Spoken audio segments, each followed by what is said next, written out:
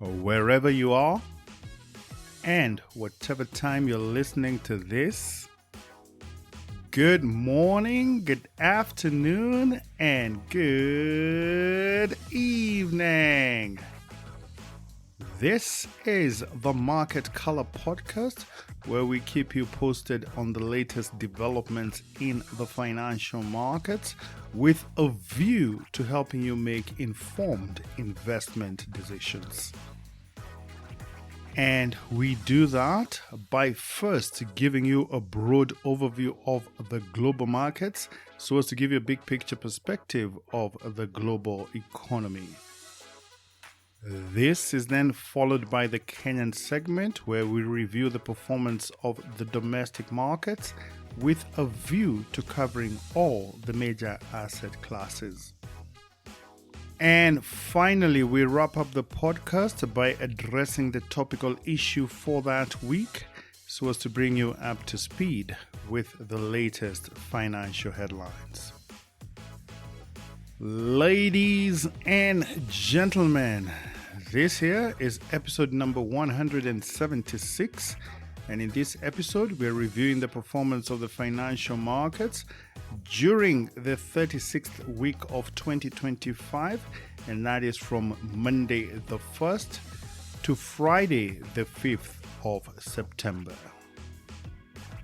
And without further ado, this is your host Jamuhuri, and together let's dive right in.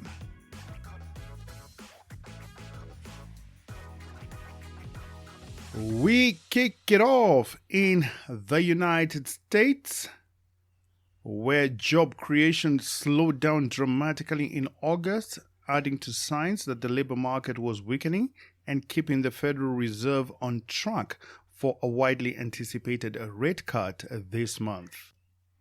According to the Bureau of Labor Statistics and non-farm payrolls, which measures the number of new jobs created in the U.S. economy, but excluding farm workers, this increased by just 22,000 new jobs in the month of August, in contrast to market expectations for 75,000 new jobs, whilst the unemployment rate rose to 4.3%.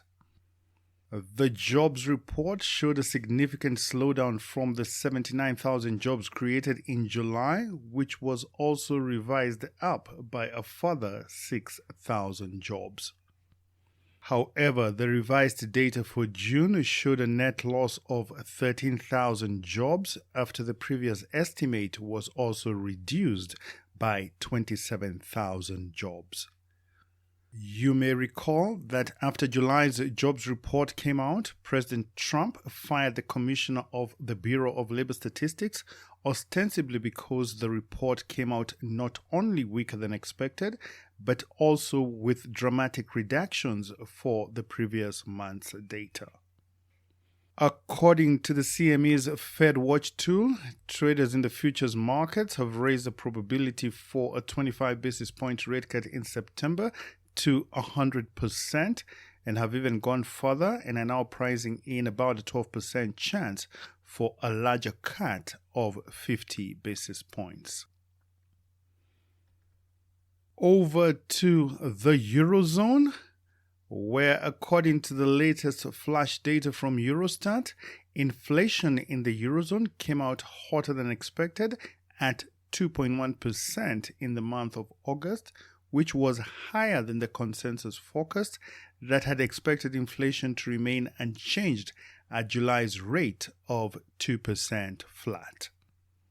Core inflation, which strips out volatile food and energy prices, this remained unchanged at 2.3%, and with headline inflation in the Eurozone at 2.1%, this is just slightly higher than the European Central Bank's target rate of 2% flat.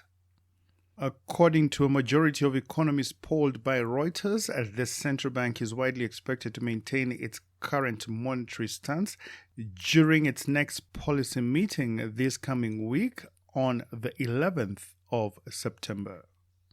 In related news, whilst the trade deal between the European Union and the United States has removed uncertainty over tariffs, it has nevertheless raised some concerns that the blanket tariff of 15% could weigh down on economic activity, with the latest data showing that the Eurozone economy was already struggling as it recorded a weak growth of just 0.1% in the second quarter of this year.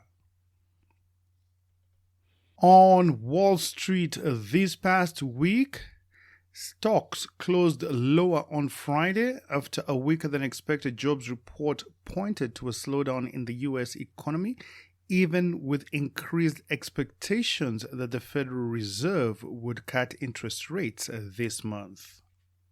The weak jobs report, combined with an uptick in the unemployment rate, support the view that the Federal Reserve will indeed cut interest rates at its next policy meeting that is scheduled for the 16th and 17th of September. Despite Friday's losses, the S&P 500 still managed to record a weekly increase of 0.3% as it came to a close at 6,481. Whilst the tech-heavy Nasdaq Composite closed the week with a gain of 1.1% to settle at 21,700.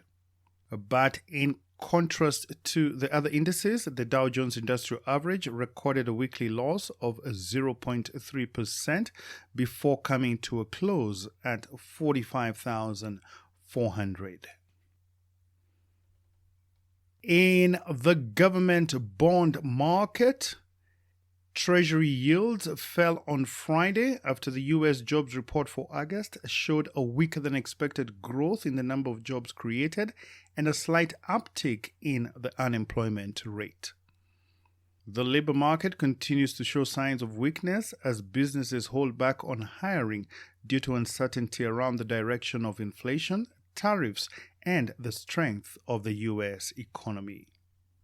According to the CME's Fed Watch tool, which is based on interest rate futures, traders have fully priced in a 25 basis point rate cut at the Fed's next policy meeting in 2 weeks' time. But what is interesting, though, is that following the release of the weaker than expected jobs report, traders are now pricing in about a 12% chance that the Fed would implement a deeper rate cut of 50 basis points.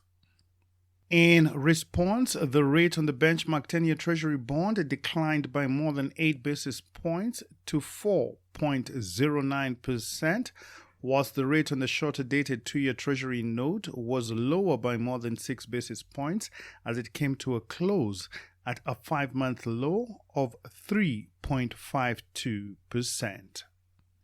And just for your information, 1 basis point is equal to 0.01%, and bond yields and prices move in opposite directions, which means that as interest rates rise, bond prices fall, and vice versa. In the foreign exchange market, the dollar fell sharply on Friday after the monthly jobs report for August showed that American employers hired fewer workers than expected, which confirms that the U.S. labor market is weakening, and this is likely to guarantee that the Federal Reserve will cut interest rates on the 17th of September.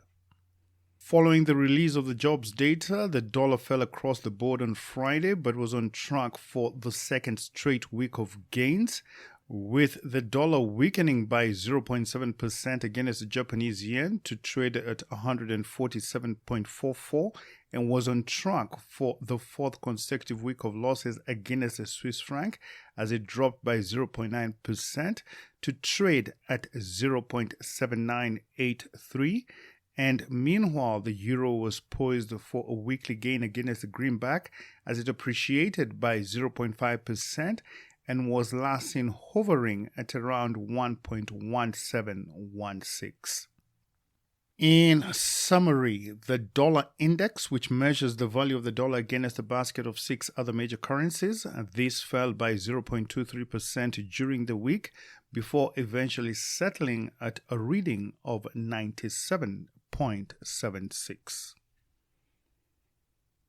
In the commodity markets, the price of crude oil extended its decline for a third session on Friday, posting a weekly loss for the first time in the past 3 weeks as expectations grow for higher supplies.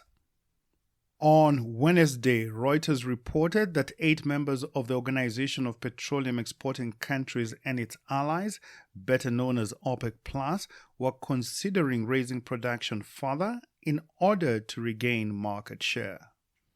OPEC+ has reversed its previous strategy of output cuts and has already raised production quotas by about 2.5 million barrels per day, which works out to about 2.4% of global oil demand. For the week, Brent crude lost nearly 4% to close at $65.50 a barrel, whilst the U.S. benchmark, that is West Texas Intermediate crude, this fell by more than 3% to settle at $61.78 per barrel. In the precious metals market, gold continued its powerful rally on Friday as it attempted to break above $3,600 per ounce following the release of the weaker-than-expected U.S. jobs report, which further raised expectations that the Federal Reserve will cut interest rates at its next policy meeting on the 17th of September. Traders are now pricing in 100% certainty for a 25 basis point rate cut and a 12% chance for a 50 basis point rate cut.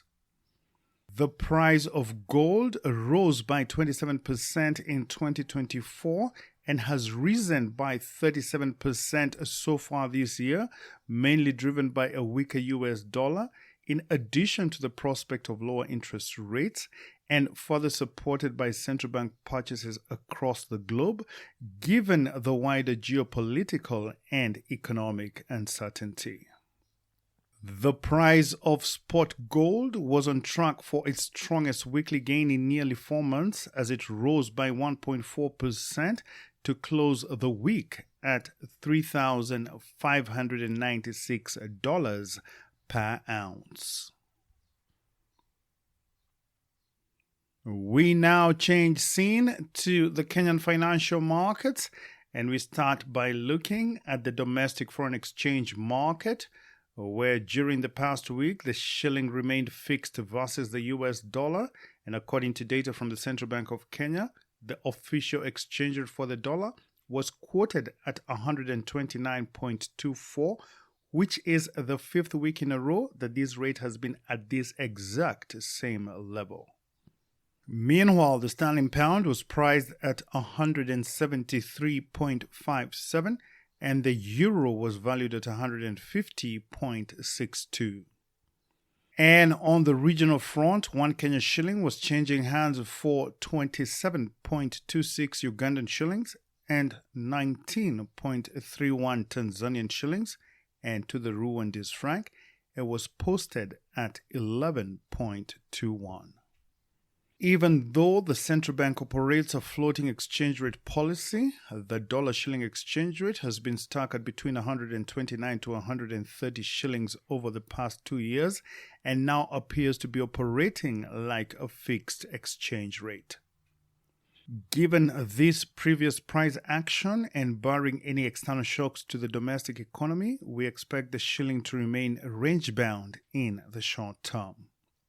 However, in the longer term, the outlook for the shilling still remains negative, and this is evidenced by the country's excessive national debt, which now stands at about 70% of the country's gross domestic product and consumes about 60% of total revenue collections. On foreign exchange reserves, during the past week, Kenya's usable foreign exchange reserves increased marginally by just $13 million for a grand total of $10.9 billion, which is equivalent to 4.8 months of import cover. This level of reserves is in line with the central bank's statutory requirement to endeavor to maintain at least 4 months of import cover.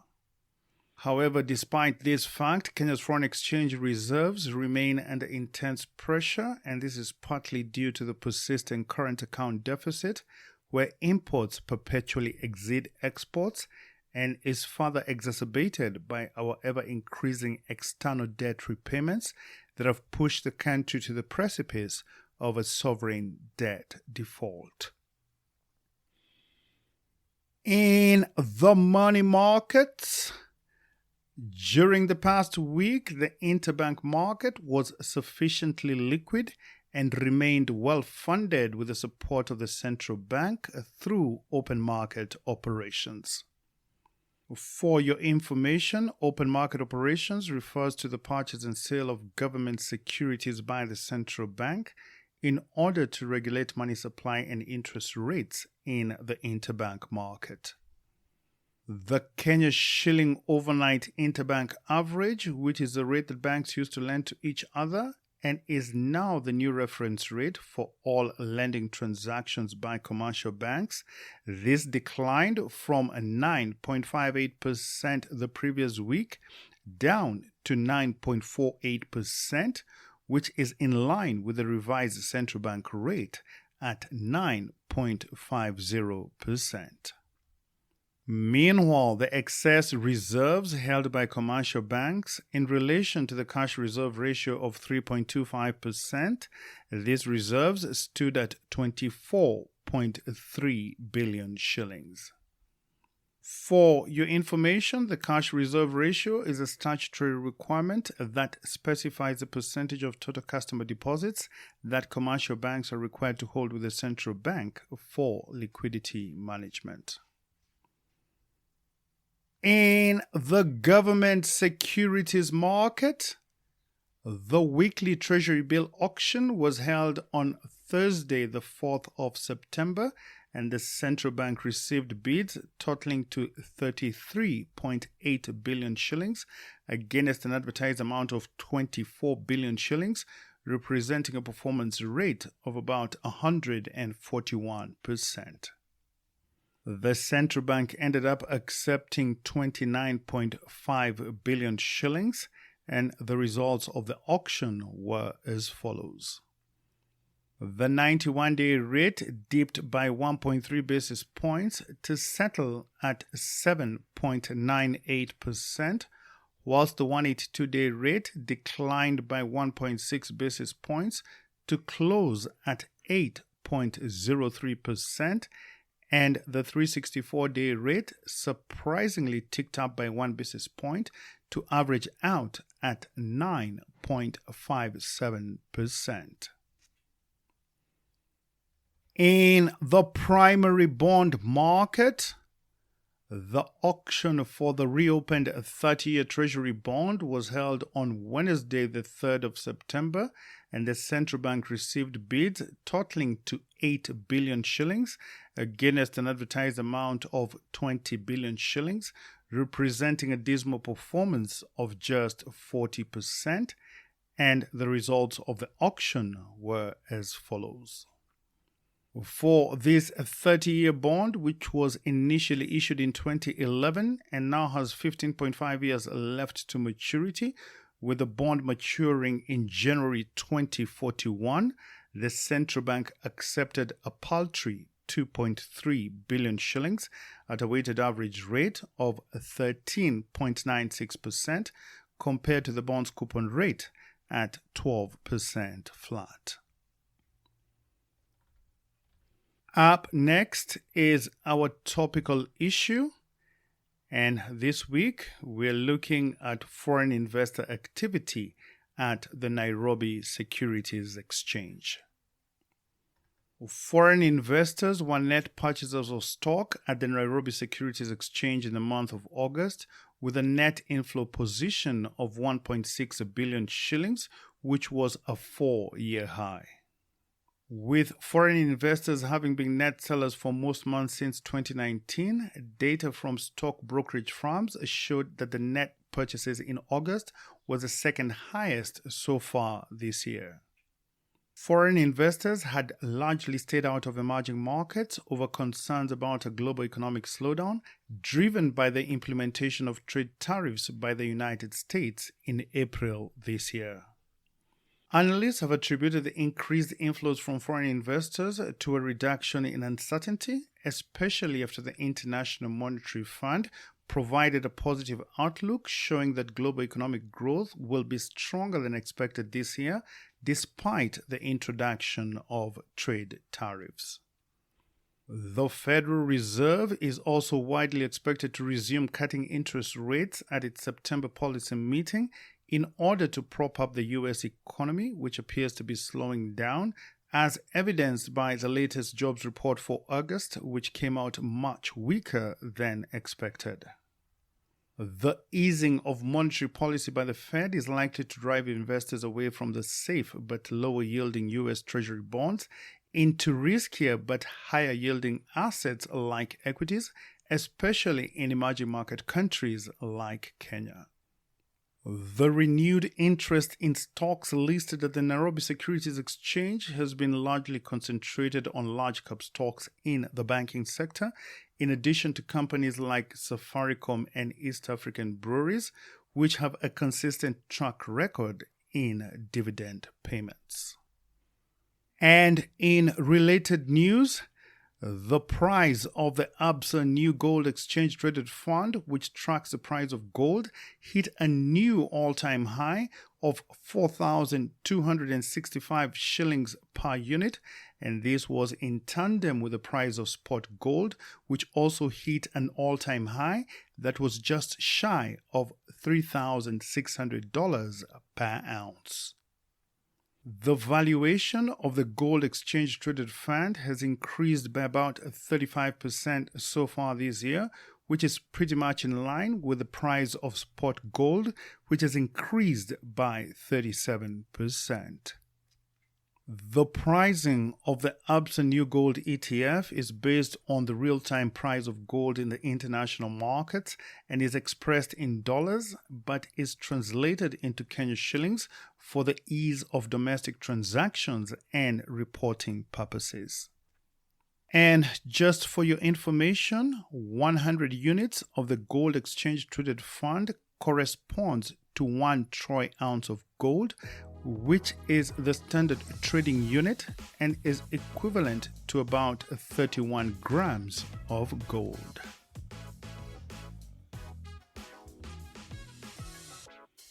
And on that note, we come to the end of this week's podcast.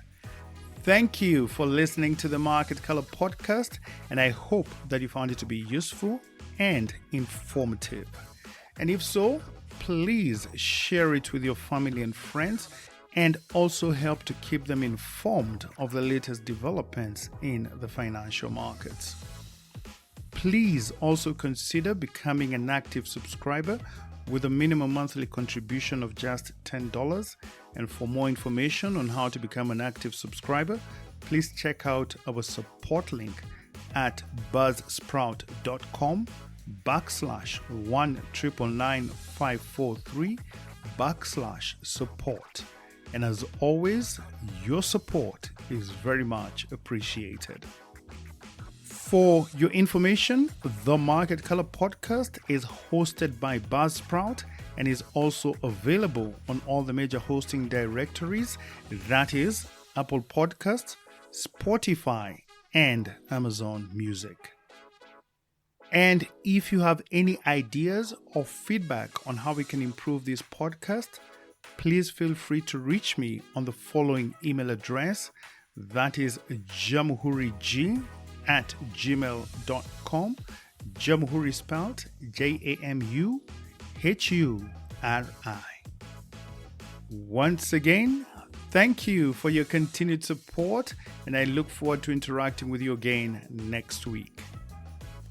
And in the meantime, please do have yourself a blessed and fantastic week ahead. And remember, if you do the things that are easy, your life will be hard.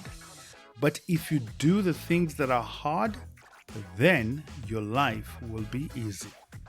A quote by Les Brown. Think about it. Thank you, and God bless.